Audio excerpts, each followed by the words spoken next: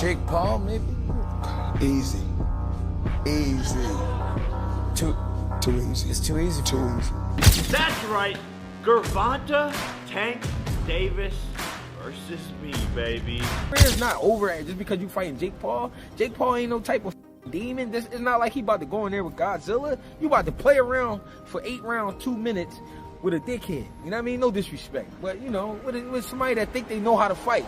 This is a still. Floyd Mayweather has finally broken his silence on the highly hyped bout between Gervonta Tank Davis and Jake Paul. In his first public comments, Mayweather didn't mince words, offering a critical assessment of the clash. He praised Tank Davis's exceptional power and skill, emphasizing that Davis is a formidable force in the ring. Regarding Jake Paul, Mayweather expressed skepticism about Paul's rapid rise in boxing, questioning whether his success is built on genuine skill or the spectacle surrounding his persona. Boxing has gone too far. Jake Paul is taking on Gervonta Tank Davis in an exhibition bout this November. The fight will be taking place in Atlanta between the cruiserweight and the 135-pounder, nearly a 100-pound difference between the two guys. This is absolutely insane. Let me know what you guys think about this in the comments down below. Mayweather Jr. recently spoke out about Jake Paul, making it clear that the YouTuber-turned-boxer cannot truly compete with elite, professional fighters. Mayweather emphasized that while Paul has generated attention and built a fan base, his skills do not match those of real champions who've spent years perfecting their craft. He further pointed out that if Davis has to face Jake Paul, it would have to be a fight purely for money, not credibility. According to Mayweather, such a matchup could risk damaging Tank's boxing legacy, as beating Paul adds nothing to his career, while losing would be disastrous. But Jake Paul, I mean, as of right now, for what he's doing, it's good for what he's doing. But once he fights a real fighter, it's going to be bad. Have you been impressed? But one thing I like about him, one thing I do like about him, he's selling it. He's selling it, and he's making good money, and he's entertaining. I like it. Is he? And Floyd, there are many people who believe you're the most talented fighter ever. Period. So whatever you say to this question, I think is important. Are you impressed? Does he have boxing ability, or is he just an entertainer who has a lot of fans and can promote a fight and has fought lesser opponents, or is he actually talented? As long as he continues to fight MMA guys and YouTubers, he's gonna continue to look good and shine. But once he fights a real fighter, a real fighter that can really fight, it's not gonna be that good. Boxing insiders are largely dismissing the Paul versus Davis exhibition as a misguided spectacle, not a true contest. British heavyweight Dave Allen labeled it farcical, asserting that Davis could flatten Paul while both proceed in it for the money. Promoter Eddie Hearn echoed the skepticism, suggesting Davis may be more interested in payday than prestige, positing that he's half checked out of boxing and chasing cash over championship glory. If you do fight, what weight would it be at? 195. It would be an exhibition. Okay, so it was going to be an exhibition, not sanctioned, but no restrictions. You can knock each other out and shit like that. It was going to be at a catch weight of 195 pounds, 10 rounds, 3 minutes. I've been trying to figure this out. Why was I a Tank hater for wanting to see Tank go up 5 pounds to get some smoke with like Teofimo Lopez or something? I just wanted to see him go up 5 pounds and fight Teofimo Lopez. And all of you were saying, you want Tank hurt, Showbiz. You a hater. You want him hurt. Then I'm convinced, okay, he's too small, but he can fight Jake at 195? Meanwhile, Dave Allen has been vocal about the coming exhibition match between Paul and Davis, expressing skepticism about its legitimacy. He views the bout as a spectacle rather than a serious contest, highlighting the significant weight disparity. Paul is a cruiserweight, while Davis is a lightweight. Allen believes this mismatch undermines the sport's credibility and detracts from meaningful matchups. He also commented on Moses Itama's progression, suggesting that facing seasoned opponents like Dillian White is essential for Itama to prove himself at the elite level. Allen's insights reflect his commitment to preserving the integrity of boxing. This might be happening in an exhibition. Thing with Jake Paul, I think he's a good area title level fighter, and that's a good level. Like, and you can be proud of it. Do you know what I mean? Like, it's good. But the Mike Tyson fight I didn't like. the Chavez fight was just farcical because he's 10, 11 years past his best, up 6 weight divisions. But less of a problem because Chavez wasn't in his 50s. Fighting the MMA guys, again, he's fighting people that don't do the same, that they're not even in the same sport. But while they're a bit older, they're still not in the 50s. So all that stuff, I won't really watch any of it. I think I've watched one fight against Tommy Fury, the only professional boxer in and around his prime years, and he got beat. But I think his area title level, I think he works really hard. I think he trains hard. And I don't think he's a bad fighter at all. I don't think he's a good fighter, but he's not a bad fighter. For his experience, he's not bad at all.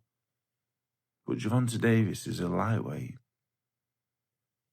So, by all means, if they make a few quid and nobody gets hurt, then great. But I certainly wouldn't be paying a penny to watch it. I think it's just absolutely ridiculous, farcical. Who wants to watch an exhibition? Gervonta Davis is in his prime years. Why is he wasting his time? Why is he having a rematch with the fella he got a draw with? Why is he not fighting?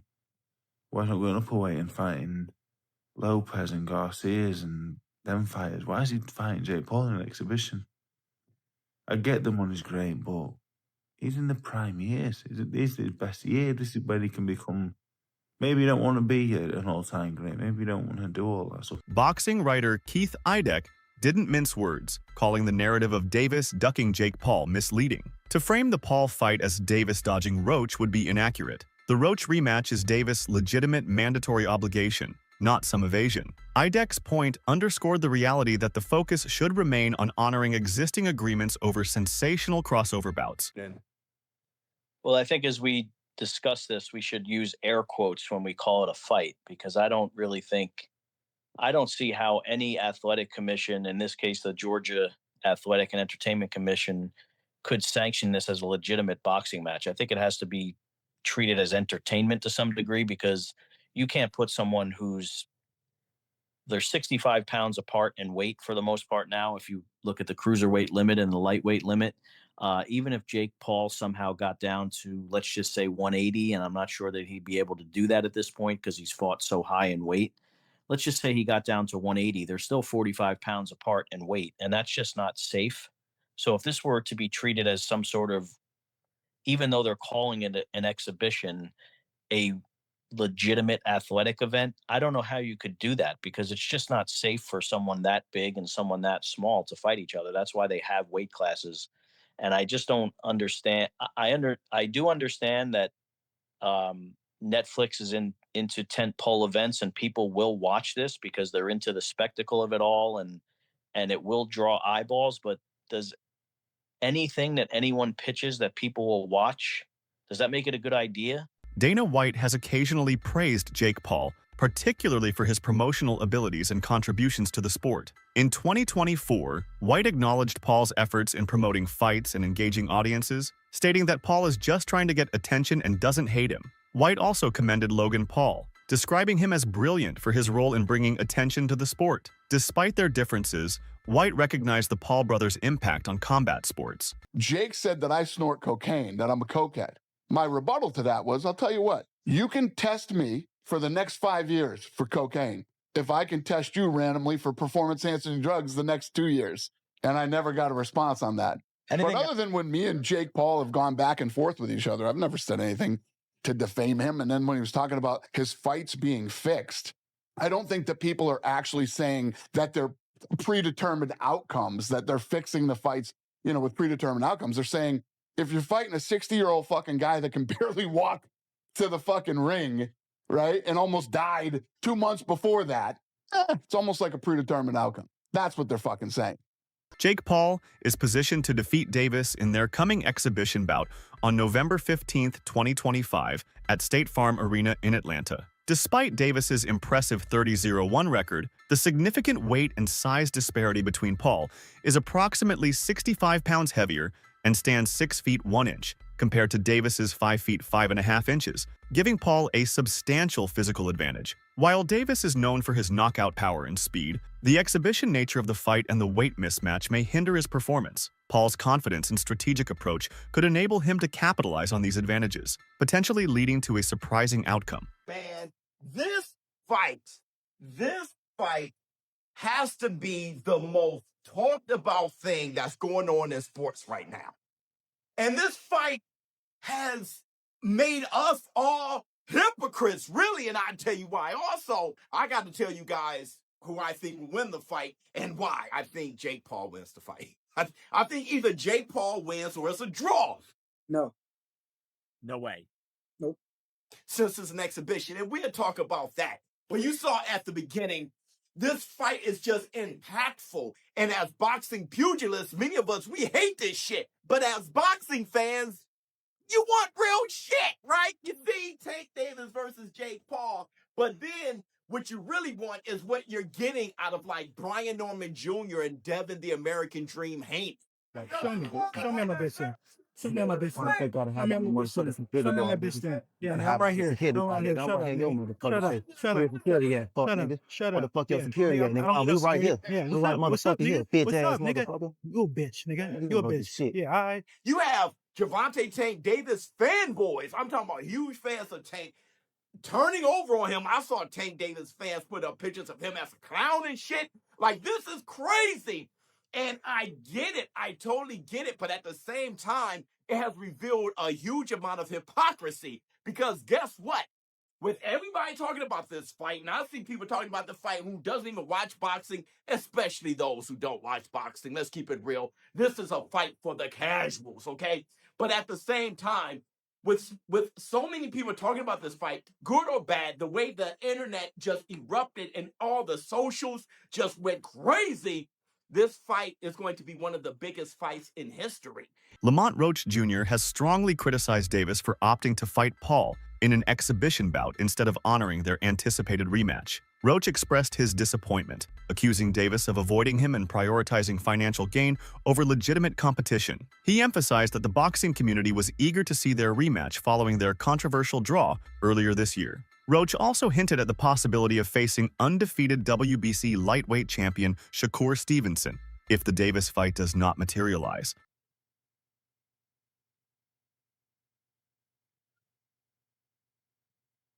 I told y'all from the beginning, man, that I got the skills to pay the bills. I've been telling y'all that. And I'm just glad I got to show it, honestly. I'm glad I got to show it. I appreciate, like I said before, I appreciate True Boxing Media. Some guys that didn't count me out. So that's just how I feel, man. I think I won. And I can't wait to do it again. I can't wait to dance again. Some prominent commentators have dismissed the Paul Davis matchup as absurd and far removed from serious boxing. Many scoff at the massive size mismatch, nearly 65 pounds and 8 inches, in what feels more like a spectacle than a match. Critics argue the fight lacks legitimacy, accusing it of prioritizing money and attention over competition. They've likened it to professional wrestling, a stunt rather than a sporting event. Despite the hype, most observers remain unconvinced, questioning both the bout's value to boxing and how it detracts from competitive integrity. Boxing Doctor News. Hold on to your seats, boxing fans. The fight we've all been waiting for is finally happening. Jake Paul versus Gervonta Tank Davis this November in Atlanta. But here's the twist. There's a massive weight difference. Paul, a cruiserweight, against Davis, who's never even hit 140 pounds. Is this fair? Is it safe? And get this. We don't even know if it's an exhibition or a sanctioned fight yet. But one thing's for sure, there will be a definitive outcome. So, who's got more to lose? The YouTube sensation or the lightweight champ? And what about those Anthony Joshua rumors? Looks like we'll have to wait till 2026 for that showdown. This is boxing's biggest mismatch or the upset of the century in the making. What do you think? Drop your predictions below. Manny Pacquiao has expressed respect for Jake Paul's boxing abilities. In a recent interview on the Ariel Helwani show, he acknowledged Paul's talent, stating that he has talent. He can fight in a real boxing match, so he can be a boxer. However, Pacquiao emphasized that boxing should prioritize competitive matches over exhibitions, noting that exhibition matches are okay, but not always exhibition. We need to always have an evenly matched fight to entertain the fans. Regarding Paul's WBA cruiserweight ranking, Manny Pacquiao has also challenged Gervonta Davis, saying he has no problem facing Davis if Davis agrees to move up in weight to 145 or 147 pounds. The legendary Filipino boxer remains open and confident, stressing that the only stumbling block is Davis meeting those terms. They keep talking about Gervonta Davis as a possible fight, man. You like that fight because he's little, like, he's your size. I like that. I like that. I mean, I like that, but let's finish first this one because this one is a taller champion like that. So I have a lot of things to do in training camp.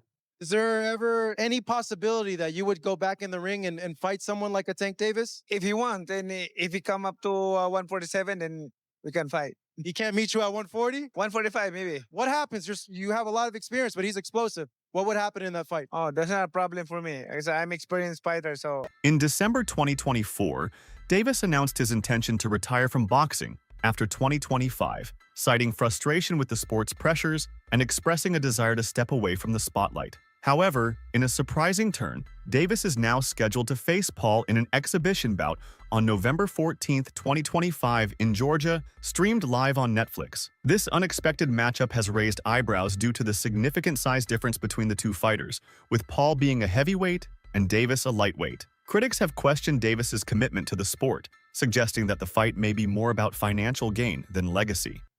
25 is at the next year. I'm out of it. After our second fight. You're out of it? Yeah, Care to elaborate on that? out of the sport. After our second fight. No, I'm gonna win, bro. Nah, I could tell you my fights. Davis just posted that he would beat the brakes off of you if you guys fight. Yeah, I mean, I'll be down. Let's run it. Like, I'll be super, super down. I don't know if Gervonta needs Jake Paul. Let's be clear, right? is there a height limit in boxing? Gervonta Davis. Davis, seemingly disillusioned with boxing, has hinted that this fight marks the swan song of his career. At a press conference, he declared, "I grab money, I'm out," signaling his priority has shifted toward financial reward over legacy or competition. Promoter Eddie Hearn echoed that sentiment, suggesting Davis may be half checked out and motivated by money, not passion. This exhibition against YouTuber-turned-boxer Jake Paul may therefore serve as one final payday before Davis exits the ring for good. Let's get back to it, man. Real When It's TV, like, subscribe. You know my slogan, man. Tank Davis, man, versus Jake Paul, man. What a great fight. What a great Davis and Goliath type of event. You know what I'm saying? Straight for Netflix. It's going to be in Atlanta. It's going to be packed. You know what I'm saying? The State Farm Arena. It's going to be packed. I've been to ATL. It's going to be packed out there.